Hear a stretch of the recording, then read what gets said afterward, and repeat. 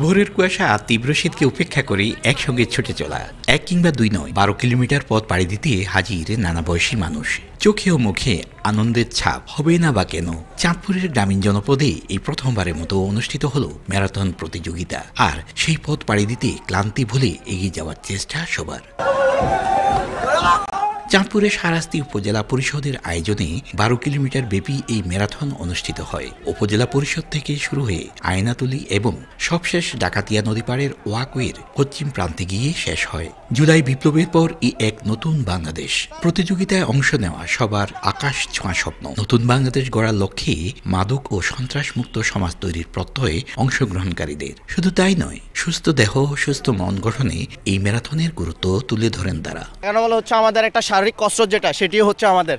আর হচ্ছে আপনার বলতে গেলে এটার মধ্যে আমরা সবাইকে চিনতে পারবো আর সবাই একতাবদ্ধ হতে পারবো এই শরীরকে সুস্থ রাখতে।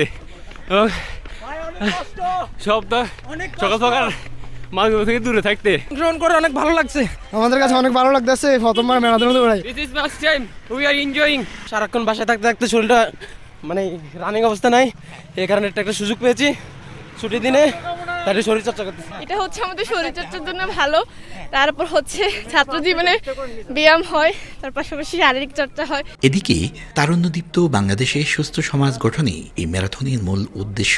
এই ধরনের ম্যারাথন নতুন বাংলাদেশ বিনির্মাণে ভূমিকা পালন করবে প্রত্যাশা আয়োজকদের। যুব সম্প্রদায় বা তরুণরা তাদেরকে সমাজের মূলধারায় সম্পৃক্ত করে এবং তাদের জীবনে একটা শৃঙ্খলা আনা এবং তাদেরকে মানসিক এবং শারীরিকভাবে প্রস্তুত করার জন্য আগামী দিনের নতুন বাংলাদেশ গড়ার লক্ষ্যে প্রস্তুত করার জন্যই মূলত আমাদের এই তারুণ্যের ম্যারাথন প্রতিযোগিতা আয়োজন।